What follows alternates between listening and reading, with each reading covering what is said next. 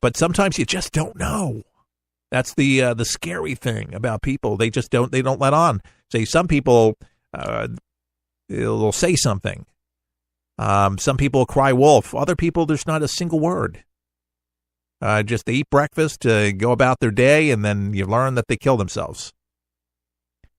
Many people say keep on talking to the ones that you got to check in with them often. Got to watch on them often, especially if you feel like there's a downtime with them, to make sure they're not left alone too long. I'll never forget Coach Dungy. His young son killed himself. Yeah, Tony Dungy, coach of the Colts and the Buccaneers, and with family first and all, a great Christian man. That was a hard funeral. I went to church service and a memorial service several years ago here in Tampa at Idlewild Baptist Church. And to see the coach, that's what we call him here in Tampa Bay,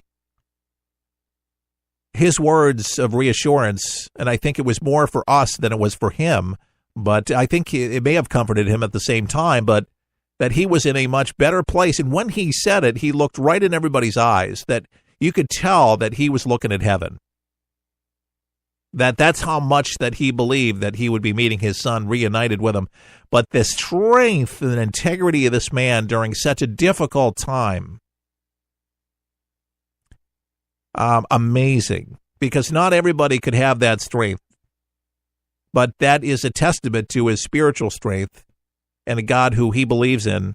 And it was, I thought, an amazing witness for everybody there. And it stuck with me when I heard him speak about his son. And he was close to us, loved his son. But the news, it stunned everybody. Maybe you remember Coach Dungy's son committing suicide. But several years ago, back in 06 or 07. But it was just remarkable. But nevertheless, if you know somebody that suffers from depression, get them help. If you haven't, seek help. You're not weak. Clinical depression is real. It's a diagnosis, and there's help, there's treatments, there's people you can talk to that have it. And from people that suffer from it, they say, by talking to people that have it, it eases the pain, it helps. And there's things that you could do, such as exercise, but when you remove yourself from everything, that's when the voices, if you will, and we're not talking crazy voices, you get in your own head, and things start looking dark, and everything caves in, and they feel like it's just so much easier because of the pain. People say they take their lives. And for the life, I don't understand it, because it's just, that's not my makeup. But can you imagine suffering from that? And people do, millions of Americans every single day. So if you know somebody that does, what I'm saying is hug them a little bit more today. Hold on to them. Watch over them. Just try to be there to listen to them as much as possible, especially when they're talking. Talking is very, very good, just to make sure that everything's okay and that you can do everything you can do. But even then, sometimes the best Christian homes and the best homes, no matter what you do, the love, the material stuff, none of it seems to help. There's just battles going on from within. That's why I think some of it's just more spiritual, but again, chemical too, according to doctors. So between the mix of the two things. By the way, the Dallas Cowboys owners issued firm warning on kneeling protest. Disrespect the flag? What did he say? Get benched. We're going to hear from him next hour if you are carrying that. If you're not, forthepeopleshow.com. forthepeopleshow.com. You can listen to the first and second hours always on many of the other items that we're going to be talking about today. But this show is designed to be thought-provoking and water-cooler discussion, so hopefully we've stimulated some conversation with you or some loved ones in your community. But share the show with somebody else.